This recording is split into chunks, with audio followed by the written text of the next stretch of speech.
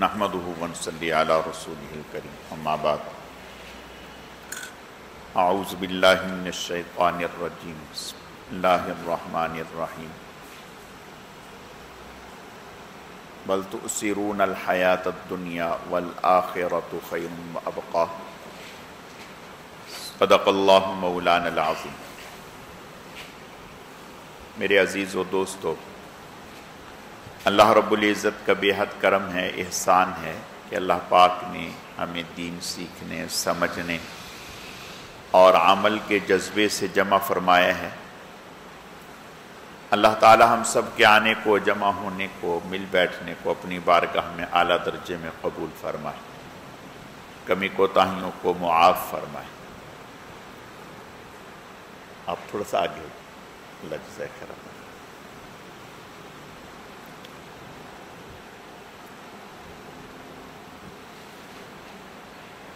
یہ جو آیت کریمہ تلاوت کی ہیں، ان میں اللہ پاک نے ایک روحانی بیماری کا ذکر کیا ہے اور پھر اس کے علاج کا ذکر کیا ہے۔ اب روحانی بیماری کیا ہے؟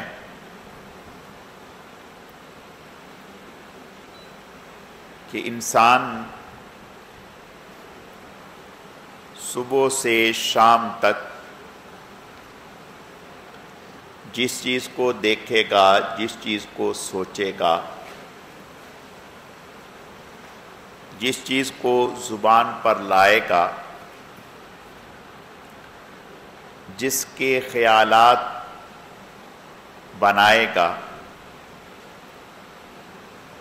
وہ چیز انسان کے دل میں اتر جاتی ہے۔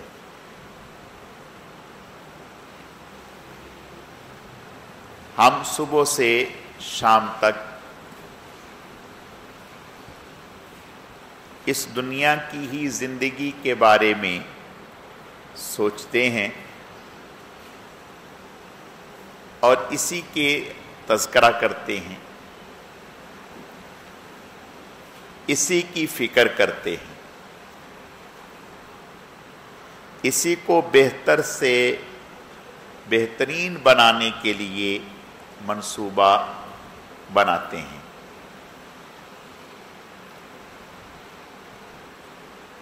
جب ایسا ہوگا تو پھر یقیناً ہمارے دل میں یہی ہوگا، اور جب آخرت کو سوچیں گے، آخرت کا دھیان دل میں لائیں گے، آخرت کی منازل کو اپنے تصور میں لائیں گے، آخرت کا ذکر کریں گے، تو پھر یقیناً ہمارے دل میں آخرت ہی کی فکر اور آخرت ہی کا خیال ہوگا۔ آج دنیا میں صبح سے شام تک، رات سے صبح تک، پیدائش سے جوانی تک اور جوانی سے بڑھاپے تک، بڑھاپے سے قبر تک، ساری محنت اسی کے لیے۔ بچے سے پوچھ لیں آپ کیا بننا چاہتے ہیں؟ ایک بچہ جو اسکول میں پڑھ رہا ہے، چھوٹا معصوم بچہ ہے، اس سے پوچھیں آپ کیا بننا چاہ رہے ہیں؟ کوئی کہے گا میں پائلٹ بننا چاہتا ہوں، کوئی کہے گا کہ میں جج بننا چاہتا ہوں، کوئی کہے گا کہ میں فلاں ڈاکٹر بننا چاہتا ہوں، کوئی کہے گا میں انجینئر بننا چاہتا ہوں۔ اس بچے کے ذہن میں یہ باتیں کہاں سے آئیں؟ اس کو یہ شعور، اس کو پتہ ہی نہیں کہ انجینئر کیا ہوتا ہے، اس کو پتہ ہی نہیں جج کیا ہوتا ہے، وہ جانتا ہی نہیں کہ بزنس کیا ہوتا ہے، لیکن وہ کہتا ہے، گویا اس نے ان چیزوں کے اتنے تذکرے ہم سے سنے، اتنے تذکرے ہم سے سنے کہ اب اس کے ذہن میں لاشعوری طور پر یہ بات اتر گئی۔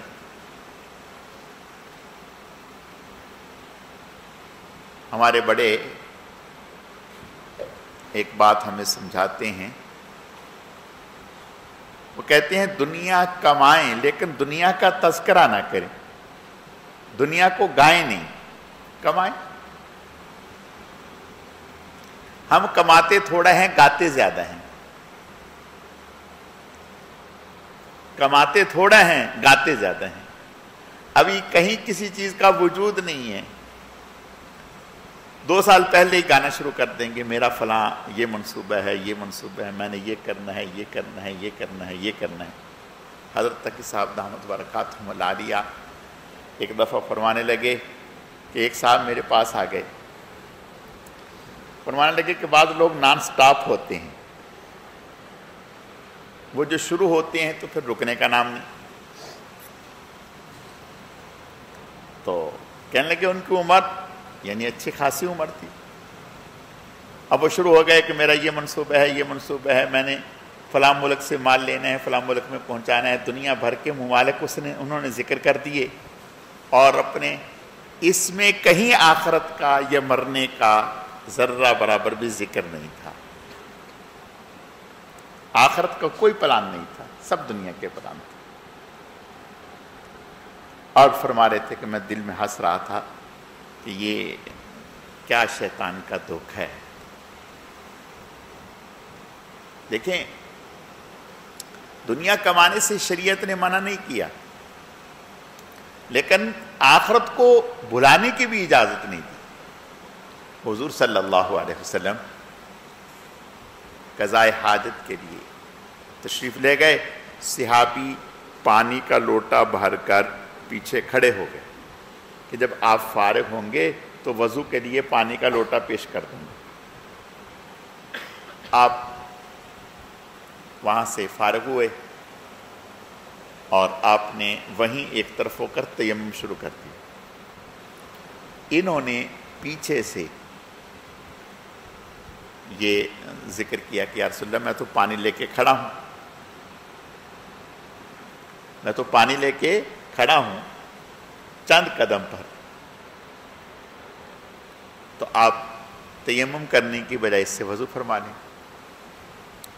آپ نے فرمایا اس بات کی کیا گارنٹی ہے کہ میں یہاں سے اٹھ کر آپ تک پہنچ سکوں گا یا نہیں پہنچ سکوں گا؟ اب سوچیں، یہ بات سوچیں، آپ نے فرمایا کس بات کی کیا گارنٹی ہے کہ میں یہاں سے اٹھ کر آپ تک پہنچ سکوں گا یا نہیں پہنچ سکوں گا؟ اس قدر آخرت کا استحضار ہے، اس قدر آخرت کا استحضار ہے۔ اور اللہ تعالی ہماری حفاظت فرمائے۔ اگر کوئی موت کا ذکر کر دے کبھی تو کہتے یار کیا آپ نے شروع کر دیا، کہ چھوڑ دو، دل گھبرا رہا ہے سن کے، جب مرنا ہوگا مر جائیں گے، لیکن ابھی سے کیوں مار رہے ہو، ابھی سے کیوں مار رہے ہو؟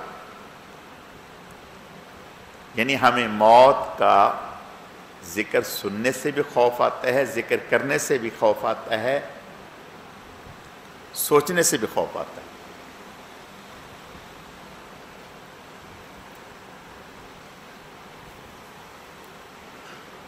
اس لیے کہ ہم نے آخرت کی تیاری نہیں کی۔ ایک آدمی نے 2 گھر بنائے ہوں، ایک جس میں رہ رہا ہے اور ایک اور گھر بنایا نیا، جو بہت اچھا بنایا، ہر چیز اس میں معیاری لگائی۔ اب اس کو اس نئے گھر میں شفٹ ہونے میں خوشی ہوگی یا گھبرائے گا کہ میں نئے گھر میں کیوں جاؤں؟ یقیناً اسے خوشی ہوگی کہ میں نئے اچھے گھر میں، اچھے علاقے میں جاؤں گا۔ اب مسلمان یا کوئی بھی انسان، اس کو پتہ ہے، حدیث شریف میں آتا ہے آپ صلی اللہ علیہ وسلم کا ارشاد ہے کہ اللہ پاک نے مومن کے لیے دو جگہ پر ہر انسان کے لیے دو جگہ پر اس کے گھر رکھے ہیں. جنت میں بھی گھر رکھا ہے, جہنم میں بھی اس کا گھر رکھا ہے. یعنی ہم سب لوگوں کی پراپرٹی جنت میں بھی ہے, جہنم میں بھی ہے, سب کی.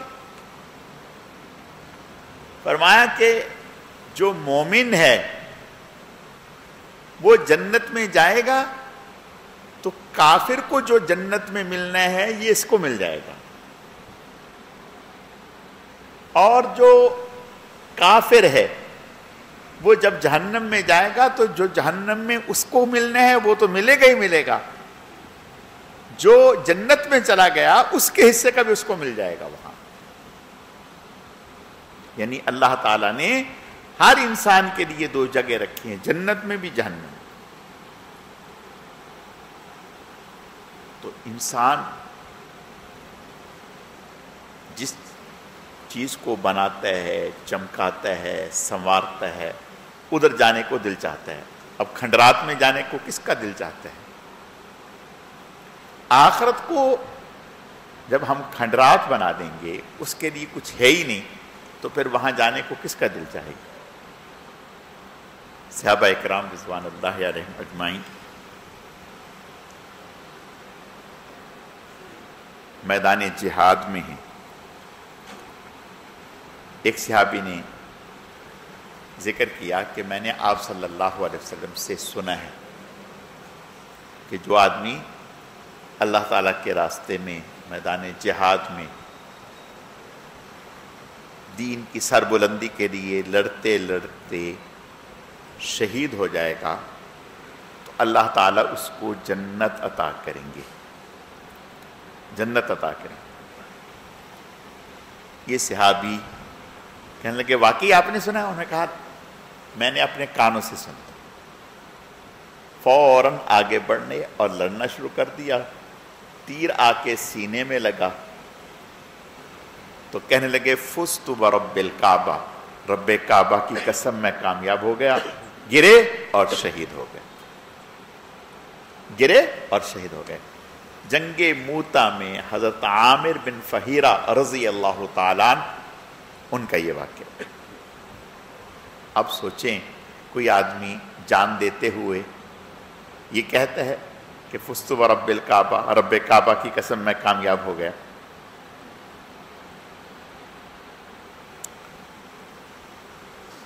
جب انسان کے آنکھوں کے سامنے موت ہوتی ہے, دشمن نے گن تانی ہوئی ہوتی ہے, تو اس وقت انسان کے اوپر نہ جانے کیا حالات گزرتے ہیں. اسے اپنے بچوں کا خیال آتا ہے, بیوی کا خیال آتا ہے, گھر بار کا خیال آتا ہے, نہ جانے کیا کچھ چیزیں اس کے اوپر سوار ہوتی ہیں. لیکن صحابہ اکرام رضوان اللہ علیہم اجمعین انہوں نے اپنی دنیا پر اپنی آخرت کو غالب کر رکھا تھا. تو اللہ پاک نے پہلی جو آیت تلاوت کی اس میں فرمایا بل تؤثرون الحیات الدنیا, آپ لوگوں کی روحانی بیماری یہ ہے کہ آپ نے ہر چیز میں دنیا کو مقدم کیا ہوا ہے, ہر چیز میں دنیا کو مقدم کیا. والآخرۃ خیر وابقی, اللہ فرماتے ہیں دنیا کے مقابلے میں آخرت بہتر بھی ہے اور ہمیشہ رہنے والی ہے. آپ صلی اللہ علیہ وسلم نے صحابہ اکرام رضوان اللہ علیہم اجمعین سے فرمایا کہ اگر جنت میں کسی کو ایک کوڑے کے برابر, کوڑا اس وقت چمڑے کا وہ ہوتا تھا جیسے ہمارے زمانے میں آج چھانٹا سا ہوتا ہے نا, اس طرح سے. تو صحابہ اکرام رضوان اللہ علیہم اجمعین جب سفر کرتے تو کہیں پڑاؤ ڈالتے تو اپنا کوڑا یا اپنی لاٹھی یا اپنا کپڑا ڈال دیتے کہ بھئی یہ جگہ میری ہے, یہ جگہ میری ہے. یعنی اس جگہ پر میں لیٹوں گا، میں اپنا سامان رکھوں گا، تو یہ جگہ میری. تو آپ صلی اللہ علیہ وسلم نے ارشاد فرمایا اتنی جگہ، یعنی جتنی جگہ آپ کوڑا رکھتے ہیں اور اپنے لیٹنے کے لیے خاص کرتے ہیں، اگر اتنی جگہ کسی کو جنت میں مل گئی تو فرمایا دنیا و ما فیہا، یہ جو کچھ دنیا میں ہے یہ سب خرچ کر دیا جائے تو بھی اس کے مقابلے کو نہیں پہنچ سکتے. اس لیے کہ یہ دنیا ختم ہونے والی ہے، فنا ہونے والی ہے، اور آخرت جو ہے وہ باقی رہنے والی ہے. آخرت باقی رہنے والی. اللہ تعالیٰ کے بعض بندے ہوتے ہیں، حضرت بہلول نام تو ہم سبھی نے سنا ہے، انہیں بہلول مجذوب بھی کہتے تھے اور بہلول دانا بھی کہتے تھے. یعنی دانا بئی معنی کہ آخرت کے حوالے سے یہ بہت کام کی باتیں کرتے تھے، آخرت کی بصیرت بھری باتیں ان کی ہوتی تھی. تو ہارون رشید رحمۃ اللہ علیہ کا زمانے میں یہ تھے، اور ہارون رشید رحمۃ اللہ علیہ واحد وہ حکمران ہیں جن کی حکومت دنیا کے نصف حصے سے زیادہ پر رہی ہے.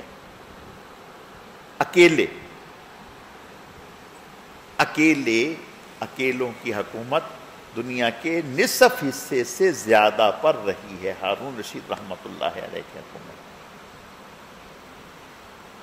اور خود ہارون رشید رحمۃ اللہ علیہ نیک طبیعت آدمی تھے، یعنی طبیعت میں نیکی غالب تھی ہارون رشید رحمۃ اللہ علیہ کی. تو ہارون رشید رحمۃ اللہ علیہ نے اپنے لوگوں سے کہہ رکھا تھا کہ اگر کبھی مجھ سے ملنے کے لیے یہ بہلول مجذوب آیا کریں تو ان کو روکنا نہیں، ان کو آنے دیا کریں. یعنی ان کو روک ٹوک نہ کیا کریں، ان کو میرے پاس آنے دیا کریں. ورنہ تو جو بڑا آدمی ہوتا ہے کہ ہر وقت تو ہر آدمی نہیں مل سکتا، تو یہ جب چاہتے چلے جاتے تھے. تو ایک دفعہ ہارون رشید رحمۃ اللہ علیہ نے، یہ آتے جاتے رہتے تھے، تو ان کو ایک چھڑی دی، جیسے ہمارے چیف آف آرمی کے پاس ہوتی ہے نا، ایسی ایک چھڑی، اس کے اوپر کام کیا ہوا تھا، سونے چاندی کا کام کیا ہوا. ایسے ان کو دے دی اور کہا ہارون یہ چھڑی لے لو، جو آپ سے بھی زیادہ بیوقوف نظر آئے اس کو دے دینا. جو آپ سے بھی زیادہ بیوقوف نظر آئے اس کو دے دینا. یعنی آپ سے زیادہ کوئی بیوقوف ہے نہیں، لہذا یہ چھڑی آپ رکھ لیں. دوسرے لفظوں میں اس کا معنی یہ تھا. یہ ایک دل لگی کی بہلول سے دل لگی. تو بہلول نے چپکے سے اس چھڑی کو اپنے پاس رکھ لیا. رکھے وقت گزرا. پھر ایک وقت کے بعد بہلول نے کو پتہ چلا کہ بھی ہارون رشید رحمۃ اللہ علیہ ان کی طبیعت خاصی ناساز ہے، اور ڈاکٹر اطباء ان کے علاج میں لگے ہوئے ہیں، اور کوئی بہتری نظر نہیں آ رہی. تو بہلول جو ہے وہ آیا اور چھڑی جو ہے آستین، جیسے عرب میں یا حبشیوں کے بڑے بڑے جبے ہوتے ہیں نا، ان کے آستین اتنے کھلے ہوتے ہیں کہ 5-7 سال کا بچہ تو آرام سے آستین میں گھس جائے گا. تو اس طرح کا پہنا ہوا اور آستین میں وہ چھڑی ایسے رکھی ہوئی آ گئی. ہارون رشید رحمۃ اللہ علیہ کہ حاشیے خیال میں بھی نہیں، کچھ ذہن میں ہی نہیں. تو ہارون رشید رحمۃ اللہ علیہ سے پاس بیٹھ گئے اور خیر خیریت معلوم کی، بات چیت کرتے رہے. تو ہارون رشید سے کہا کیا حال ہے، کیسے ہیں؟ انہوں نے کہا بہلول، اچھا بیماری انسان کتنا ہی بڑا کیوں نہ ہو، بیماری انسان کو توڑ دیتی ہے، بیماری انسان کو توڑ دیتی. اور اللہ تعالیٰ کی طرف سے کبھی کبھی انسان پر بیماری اسی لیے آتی ہے کہ اس کے اندر میں جو ایک مال نے اکڑ پیدا کر دی ہوتی ہے، طاقت نے، اختیارات نے، قوت نے، اور بیوی بچوں نے، کاروبار نے ایک اکڑ پیدا کر دی ہوتی ہے. یعنی ایک اکڑ تو وہ ہے نا جو کاٹن کے کپڑے پہن کے ہم چلتے ہیں لش پش ہو کر، ایک اکڑ تو یہ تو ایسے ہی اکڑ ہے کہ بارش پڑی تو وہ اکڑ گئی پانی میں. جتنے مرضی کاٹن کے کپڑے کیوں نہ پہنے، بارش پڑی گئی خاک میں. اور ایک اکڑ جو ہے مال کی، مال کا نشہ، مال کا نشہ، اولاد کا نشہ، کاروبار کا نشہ، اختیارات کا نشہ، یہ اکڑ بڑی بری ہے. اللہ حفاظت فرمائے. یہ جو بڑے بڑے آپس میں لڑ رہے ہیں، کھینچا تانی کر رہے ہیں، یہی تو وہ نشہ ہے جو ان کو چین سے رہنے نہیں دیتا. ورنہ ان کے پاس کسی چیز کی کمی تو نہیں، لیکن وہ جو مزے لگے ہوئے ہیں، سلوٹ ہو رہا ہے اور وہ جہاں جا رہے ہیں، تو وہ تو بیماری جو ہے وہ انسان کو توڑتی ہے. اور اللہ تعالیٰ بیماری بھیجتے اس لیے ہیں تاکہ اس کی اکڑ ختم ہو اور یہ ہمارے سامنے گڑ گڑائے، توبہ کرے، اللہ سے معافی مانگے. یہ اللہ تعالیٰ کبھی پکڑتے ہیں، بتاتے ہیں انسان کو کہ انا ربکم الاعلی، یہ ہمیں ہی زیب دیتا ہے، کسی انسان کو زیب نہیں دیتا. کتنا ہی بڑا با اختیار کیوں نہ ہو، کتنا ہی بڑا طاقتور کیوں نہ ہو. تو بیماری اللہ تعالیٰ پکڑتے ہیں. ظالم کے لیے اللہ کا عذاب ہے یہ بیماری، مومن کے لیے رحمت ہے بیماری. یاد رکھیں، اچھے سے سمجھیں، مومن کے لیے بیماری رحمت ہے. مومن پر اگر بیماری آتی ہے تو اس سے اللہ اس کے بڑے بڑے گناہوں کو معاف فرما دیتے ہیں، اس سے اپنی ذات عالی کی طرف رجوع نصیب فرما دیتے ہیں. اور ظالم جابر جو ہوتا ہے اس کے لیے اللہ کا عذاب ہوتا ہے. اور اگر وہ توبہ کر لے، اللہ تعالیٰ سے معافی مانگ لے، تو اللہ تعالیٰ کریم ہے، معاف کرنے والے. تو میں بتانا یہ چاہ رہا تھا کہ بیماری بڑے بڑے جابروں اور ظالموں کو جھکاتی ہے، جھکاتی ہے. انسان جھکتا ہے، پھر وہ طاقت، جب ہاتھ جواب دے جائیں، جسم جواب دے جائے، طاقت جواب، پھر آدمی انسان ہے نا. تو بیماری، ہارون رشید پر بیماری ہے. اب جب بیماری آئی، اور بیماری بھی ایسی کہ سامنے موت نظر آ رہی ہے، اب ہارون رشید رحمۃ اللہ علیہ تشریف لائے اور آ کر کے پوچھا، ہارون رشید رحمۃ اللہ پوچھا کہ بھائی کیا حال ہے؟ تو ہارون رشید رحمۃ اللہ علیہ نے کہا کوئی حال نہیں، آپ دیکھ رہے ہیں چند دنوں کا مسافر ہوں، چند دنوں کا مسافر ہوں، اور سفر لمبا ہے، اور سفر لمبا ہے. چند دنوں کا مسافر ہوں، سفر لمبا ہے. تو بہلول نے پوچھا اچھا کتنے دن کے لیے جا رہے ہیں؟ کتنے دن کے لیے جا رہے ہیں؟ وہ ہارون رشید نے کہا ارے پاگل کیا بات کر رہا ہے، جہاں جا رہے ہیں وہاں سے واپسی نہیں، وہاں سے واپسی نہیں. کہا اچھا تو پہلے آپ نے کوئی لشکر وغیرہ تو بھیجا ہوگا نا، کوئی ٹیم تو آگے بھیجی ہوگی جنہوں نے جا کر آپ کے لیے پانی کا انتظام، سائے کا انتظام، خیمے کا انتظام، گرمی سردی کا انتظام، خورد و نوش. تو کیونکہ ہارون رشید یہ بڑے بڑے بادشاہ، ہارون رشید بھی جب سفر کرتا تھا تو سفر کرنے سے پہلے ایک ٹیم بھیجتا تھا، ایک لشکر بھیجتا تھا جو جا کر کے ہر چیز کا انتظامات کر. آج بھی ایسا ہوتا ہے، جو بڑے لوگوں کو اگر کہیں جانا ہو تو ان سے جانے سے پہلے ان کا راستہ روٹ بنایا جاتا ہے، دکانیں بند کرائی جاتی ہیں، اگر ٹریفک چل رہا ہو اس کو روک دیا جاتا ہے اور کنٹینر کھڑے کر دیتے ہیں. ایسا ہوتا ہے، ہمارے ہاں بھی ہوتا ہے. تو وہاں اس وقت بھی ایسا ہوتا تھا کہ پہلے سے ایک لشکر جاتا اور جا کر کے انتظامات کرتا ہر چیز کا. تو کہا کہ آپ نے کوئی لشکر تو بھیجا ہوگا. کہا وہاں کوئی لشکر نہیں، وہاں کوئی لشکر نہیں. بہلول نے کہا کہ جب آپ چھوٹے چھوٹے سفر پہ جاتے ہیں تو اس وقت تو اتنے لوازمات کرتے ہیں، یہ کریں وہ کریں، یہ کریں وہ کریں، یہ سایہ وہ سایہ، اس پانی کا انتظام، اس کا. تو اتنے لمبے سفر پہ جا رہے ہیں اور ساتھ بھی کوئی نہیں ہے اور اس سے پہلے بھیجا بھی کسی کو نہیں ہے. تو آپ سے بڑا بیوقوف مجھے کوئی نظر نہیں آتا. چھڑی نکال کے دے دی. کہا آپ نے یہ میرے حوالے کی تھی کہ جو آپ کو آپ سے بھی زیادہ بیوقوف نظر آئے اس کے حوالے کر دینا.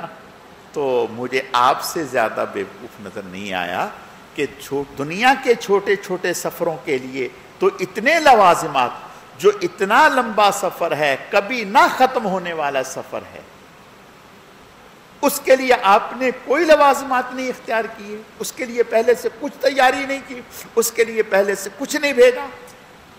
تو آپ سے زیادہ بیوقوف کون ہوگا؟ ہارون رشید رحمت اللہ علیہ جب سنا تو رونے لگے. کہا بہلول آپ نے ٹھیک کہا، آپ نے ٹھیک کہا. واقعی ہم نے اس سفر کو سفر سمجھا ہی نہیں، اس جہان کو سمجھا ہی نہیں، اس جہان کی کبھی فکر کی ہی نہیں، اس جہان کے لیے کبھی تیاری کی نہیں. جو کچھ بھی کیا، جو کچھ بھی محنت کی، جو کچھ بھی جد و جہد کی، وہ اسی جہان کے لیے، اسی جہان کو بنانے کے لیے، اسی جہان کو چمکانے کے لیے، اسی دنیا کو اچھا کرنے کے لیے کیا. نہیں کیا تو آخرت کے لیے نہیں کیا. وہ شخص تو بڑا خوش نصیب ہے جسے اس دنیا میں اللہ تعالیٰ جس کی آخرت کے لیے آنکھ کھول دیں. وہ تو بڑا خوش نصیب ہے. ایک صاحب، ہمارا ایک دینی ادارہ ہے، وہاں ہر مہینے تشریف لاتے، ہر مہینے تشریف لاتے، اور جب ان کو سیلری ملتی تو وہ اپنی آدھی سیلری اس مدرسے کو دے دیتے، آدھی گھر لے جاتے. یعنی ان کو تنخواہ ملتی تو مدرسے میں آتے، مدرسے میں آنے کے بعد سیلری 2 حصوں میں کی. کہا یہ آدھی گھر کے لیے اور آدھی مدرسے کے لیے.